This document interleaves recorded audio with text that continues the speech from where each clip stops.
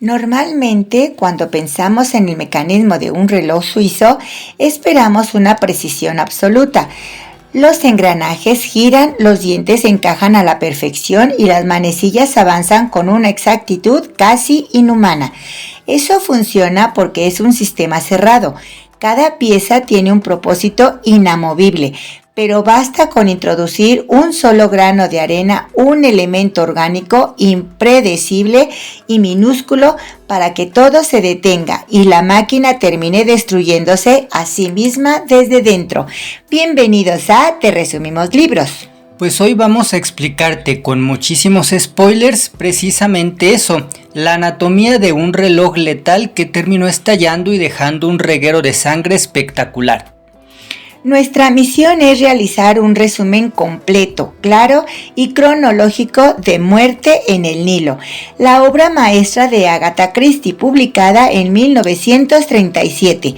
Vamos a ver cómo se construye y cómo se desmorona un crimen perfecto, paso a paso sin saltarnos nada. La historia arranca en un triángulo amoroso, muy particular que refleja una tensión de clase tremenda. Por un lado tenemos a Lynette Ridgway, joven de belleza deslumbrante y literalmente la heredera más rica de Inglaterra. Ella está acostumbrada a que el mundo entero se amolde a lo que quiere. En el extremo opuesto está su amiga de la infancia, Jacqueline de Belfort, conocida como Jackie. Jackie pertenece a una familia de buena cuna, pero lo ha perdido todo. Está en la ruina más absoluta y en un estado de vulnerabilidad extrema. Jackie acude a la todopoderosa Lynette para suplicarle un favor vital, que contrate como administrador de sus fincas a su prometido, Simon Doyle, un joven encantador pero sin un céntimo en el bolsillo. Lynette conoce a Simon, accede a darle el trabajo, pero decide que también lo quiere para ella. Se casan y se marchan de luna de miel a Egipto, dejando a Jackie totalmente abandonada, humillada y sin ningún futuro por delante. La reacción de Jackie rompe todas las convenciones de la época. En lugar de retirarse a llorar su desgracia en silencio, decide convertirse en la sombra de la pareja. Inicia una persecución implacable. Cuando los recién casados embarcan en el barco Karnak para hacer un crucero exclusivo y opulento por el río Nilo, Jackie aparece a bordo, se materializa en cada excursión, en cada cena, es como un fantasma fingiendo a la perfección ser la encarnación misma del amante despechada, irracional y al borde de la locura. Un crucero de lujo navegando por el Nilo es en esencia una prisión dorada de la que no puedes escapar. A mí me cuesta muchísimo entender cómo Lynette, siendo tan controladora con su propia vida, no vio el peligro inminente que suponía tener su ex amiga respirándole en la nuca a diario. Pero la arrogancia es un escudo que te ciega por completo. Lynette creía que su inmensa riqueza generaba una especie de campo de fuerza a su alrededor. Veía el comportamiento de Jackie como una simple rabieta de alguien inferior, una molestia social más que una amenaza física real. Pero además el barco entero es un ecosistema de depredadores. Paradójicamente, casi todos los pasajeros tienen motivos económicos o personales para desear cargarse a la gran heredera. Por ejemplo, su propio administrador estadounidense, Andrew Pennington, había estado cometiendo fraude sistemático con la fortuna de Lynette y necesitaba desesperadamente que ella firmara unos documentos sin leerlos para encubrir sus delitos. Este entorno tan saturado de sospechosos permite que el verdadero plan opere a plena vista, porque si conectamos el acoso constante de Jackie con el panorama general de lo que va a suceder, queda clarísimo que su histeria no tenía nada de irracional. Era teatro puro y duro. Una cortina de humo diseñada milimétricamente para agotar mentalmente a Lynette y preparar el escenario del crimen perfecto. La verdadera obra de ingeniería de esta historia es la anatomía de un asesinato a dos bandas. Hay que desglosar la cronología exacta de la noche del crimen porque los tiempos están medidos al segundo. Es un mecanismo aterrador. La ejecución comienza tarde por la noche en el salón principal del Karnak. Solo quedan Simon y Jackie junto a un par de testigos involuntarios. Jackie eleva su actuación al nivel máximo, monta un espectáculo cruel. Ha estado bebiendo, grita, llora y en el clímax de la discusión saca de su bolso una pequeña pistola y apunta a Simon. Dispara. Él cae al suelo retorciéndose, agarrándose la pierna y manchado de sangre. Pero ese disparo es la gran mentira fundacional de todo el caso. La pistola estaba cargada con balas de fogueo, no le ha dado. El detalle forense es fascinante. Para simular que la bala sí ha impactado y que está sangrando a borbotones, Simon saca rápidamente un bote de esmalte de uñas rojo intenso, que misteriosamente había desaparecido días antes de la habitación de su esposa, y se lo aplica sobre el pantalón mientras finge dolor. El caos es absoluto. Los testigos aterrorizados se centran en Jackie. La llevan a su camarote. Ella finge un colapso nervioso y la atiende el médico del barco, el Dr. Wessner, junto con una enfermera que se queda vigilándola toda la noche y sedándola con morfina. Así se forja la coartada hermética. Es imposible que Jackie cometiera el asesinato de Lynette porque estaba bajo custodia médica ininterrumpida. Y mientras todo el mundo corre a buscar al doctor para atender la supuesta herida gravísima de Simon, él se queda completamente solo en el salón. Ese es el vacío cronológico, una ventana de apenas 5 minutos. Simon, que supuestamente está desangrándose, se levanta de un salto, recoge la pistola, se quita los zapatos, importantísimo para no hacer ruido en la cubierta de madera, y corre descalzo hacia el camarote de Lynette. Entra en la oscuridad. Se acerca a la cama donde su esposa duerme plácidamente, apoya el cañón en la sien y aprieta el gatillo utilizando la misma arma que todos acaban de ver en la mano de Jackie. Tras ejecutar el asesinato a sangre fría, la urgencia se dispara. Tiene que volver al salón antes de que el médico cruce la puerta. Regresa corriendo, adopta la misma posición en el suelo y para que la sangre falsa deje de ser un problema, convierte la mentira en verdad. Coge el arma y se dispara a sí mismo en la pierna. De verdad se destroza el hueso deliberadamente. El nivel de frialdad necesario para infligirse un daño tan masivo solo para asegurar el éxito del plan es francamente aterrador. Para que el disparo real no alerte a todo el barco, Simon toma una estola de terciopelo muy gruesa que otra pasajera había dejado olvidada y la envuelve alrededor de la pistola para crear un silenciador improvisado. Luego lanza el arma envuelta y todavía humeante por la ventana, directamente a las oscuras aguas del Nilo. Cuando el doctor entra por la puerta, segundos después se encuentra un hombre con una herida de bala gravísima y real en la pierna, sangrando de verdad. Es la cuadratura del círculo, un asesinato doblemente imposible. Simon no pudo matar a Lynette, su esposa, porque es físicamente incapaz de caminar, y Jackie no pudo hacerlo porque estaba sedada bajo la atenta mirada de una enfermera profesional. Sobre el papel es el crimen incontestable y habría pasado a la historia como un misterio sin resolver de no ser por ese componente orgánico del que hablábamos al principio, ese maldito grano de arena en el reloj suizo, porque un plan milimétrico asume que el resto del mundo es estático, pero alguien miró. A la mañana siguiente, Lynette amanece muerta. Y el barco es un hervidero de pánico. Hércules Poirot comienza sus interrogatorios y Simon está postrado en una cama de la enfermería recuperándose de su fractura, probablemente pensando que ya lo ha conseguido. Pero entonces entra en juego Louise Bourget, la doncella francesa de Lynette. Louise es prácticamente invisible para los pasajeros ricos. Nadie se fija en ella, pero ella lo ve todo. La noche del asesinato no estaba durmiendo. Se asomó a la cubierta y vio claramente cómo Simon Doyle, que supuestamente estaba herido de muerte en el salón, corría hacia el camarote de su señora y luego regresaba precipitadamente. Louise hace un cálculo rápido. La verdad no paga facturas, pero el silencio sí. Se dirige a la habitación donde Simon está convaleciente y empleando un tono de sutil deferencia que en realidad oculta una extorsión monumental, empieza a chantajearlo. Le insinúa claramente que sabe que él puede caminar y que el precio de su silencio va a ser muy alto. Este imprevisto provoca una crisis operativa masiva para los asesinos. Hasta la noche del crimen existía una división del trabajo muy clara. Jacqueline era el cerebro frío y estratégico que diseñó el reloj. Simon era meramente el brazo ejecutor mecánico.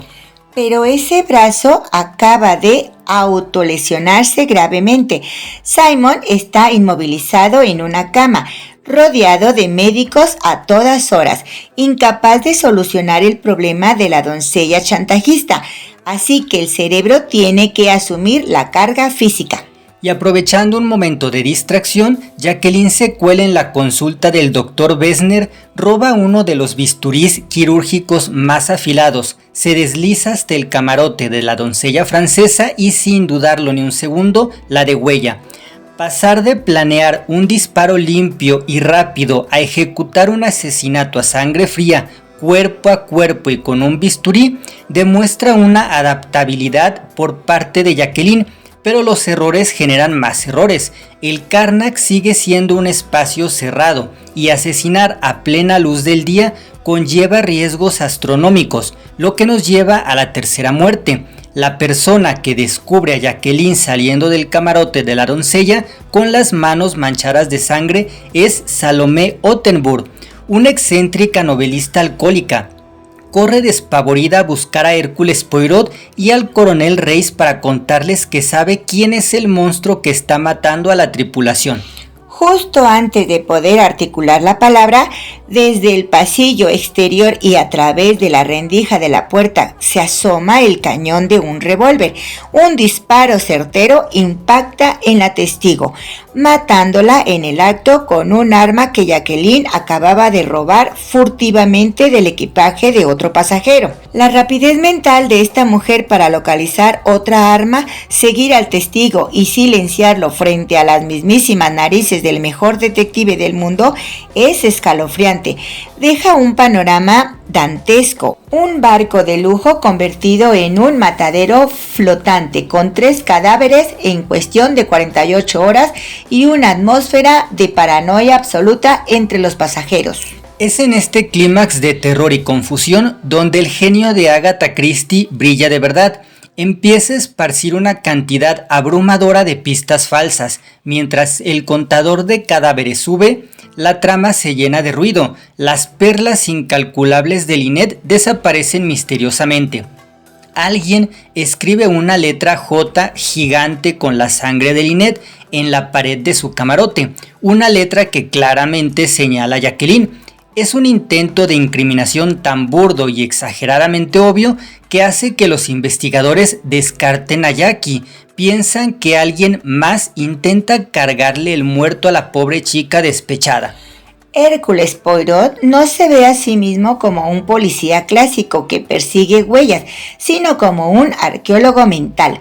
Explica que en una excavación en las ruinas de Egipto, cuando encuentras un artefacto valioso, suele estar cubierto de siglos de barro y arena. El trabajo del arqueólogo es usar un cepillo minúsculo para raspar con suma paciencia toda esa materia ajena, capa por capa, hasta que el diseño original quede a la vista. Poirot va cepillando toda la arena de la historia. Descubre que el robo de las perlas fue obra de otro pasajero con problemas de cleptomanía, que simplemente aprovechó la muerte de Lynette para enriquecerse. desmonta así las tramas de espionaje y los fraudes de Pennington. Va apartando pacientemente todos los delitos secundarios que se solaparon por pura coincidencia esa misma noche en el barco, hasta que finalmente el diseño original queda expuesto bajo la luz del sol.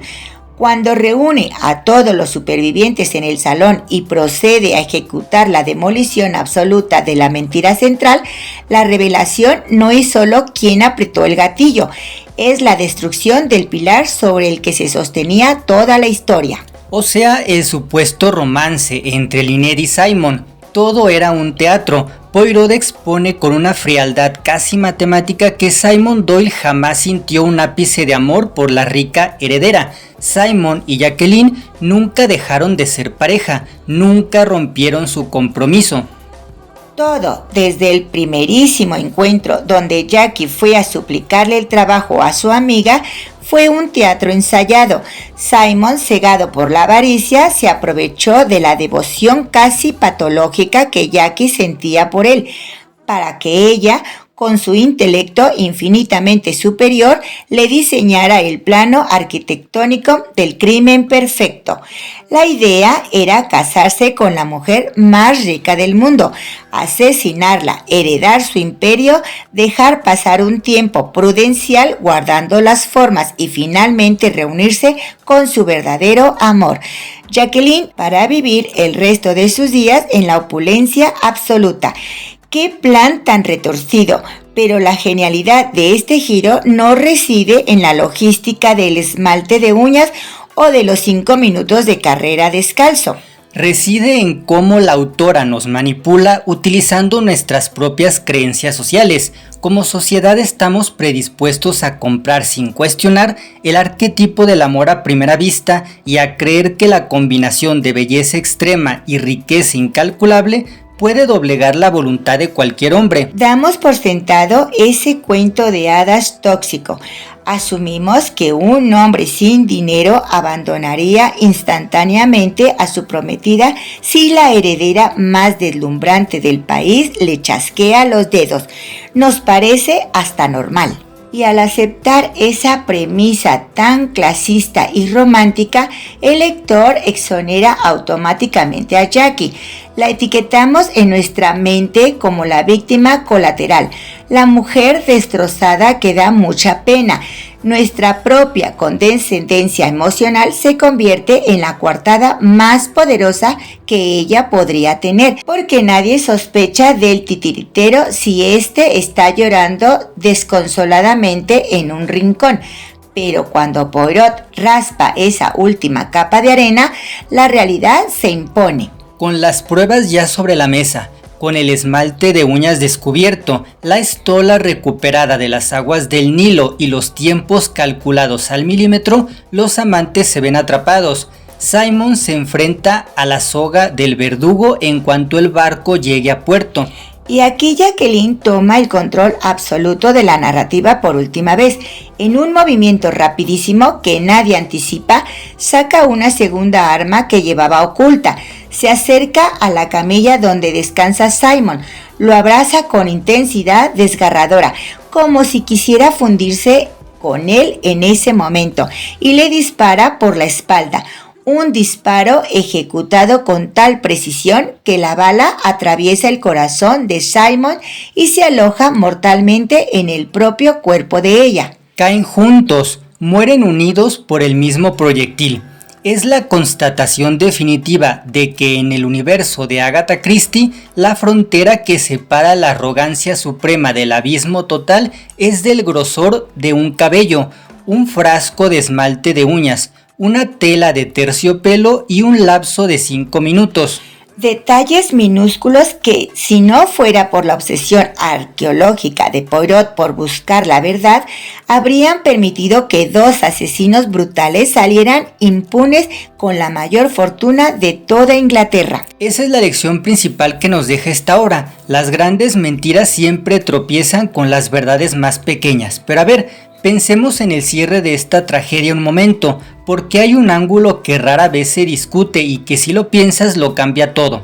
Hemos establecido ya que Jacqueline de Villefort era un genio estratégico, una mente analítica, fría y calculadora que conocía a Simon Doyle mejor que a sí misma.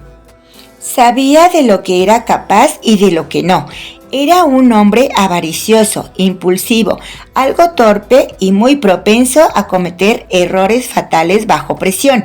Es para preguntarse entonces si el final que presenciamos fue realmente fruto de la desesperación al verse acorralados. ¿Qué pasaría si el plan siempre fue un pacto de sangre encubierto? La última medida de control de Jackie para asegurarse de que si no podían ser dueños del mundo, al menos Simon nunca pertenecería a nadie más, quedando unidos en la oscuridad del Nilo para siempre. Una idea fascinante y bastante perturbadora para dejar resonando mientras apagamos la luz. Si llegaste hasta aquí, ¿qué te impresionó más? ¿La frialdad del plan o la forma en que un detalle tan pequeño como un frasco de esmalte de uñas lo derrumbó todo? Cuéntanos en comentarios, suscríbete a Te Resumimos Libros para más resúmenes largos y profundos como este, y comparte con quien ame los misterios que te hacen pensar. Porque a veces el crimen perfecto no falla por un error grande, sino por un grano de arena que nadie vio venir.